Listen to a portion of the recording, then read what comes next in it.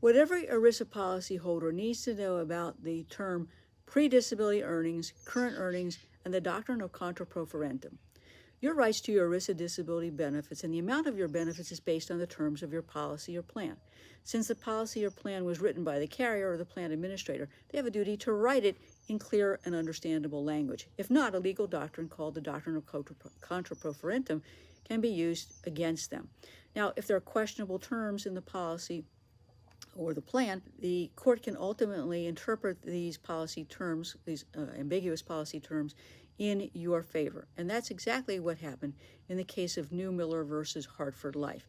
This is a case out of Illinois. And in her case, the terms of the plan stated that her benefits would terminate when her current monthly earnings exceeded 60% of her pre-disability earnings. And obviously in this case, Neumiller's benefits were terminated when Hartford said she was earning more than 60% of her pre-disability earnings. Now, she argued that Hartford made three mistakes, one including her pre-tax contributions and trimester bonuses in the calculation of her monthly earnings. Two, the pre-tax contributions and bonuses were not in fact earnings and received. And then number three, that the trimester bonuses were not monthly earnings. Now, the Ninth Circuit disagreed with Neumiller's first two arguments and ruled that there were no ambiguities about how monthly earnings were defined as it related to those issues.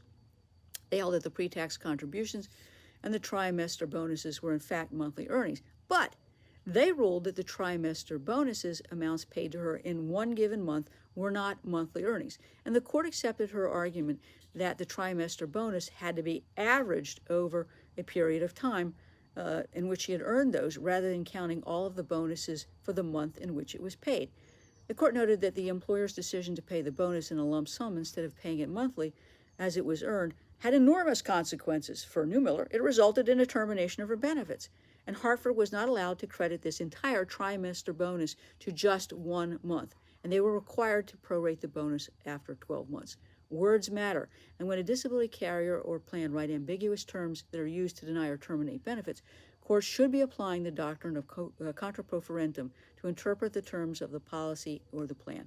Congratulations to Ms. Neumiller, and you beware if disability carriers play this post-disability earnings game with you and say, hey, you've earned too much, you're not entitled to your benefits, too bad, so sad.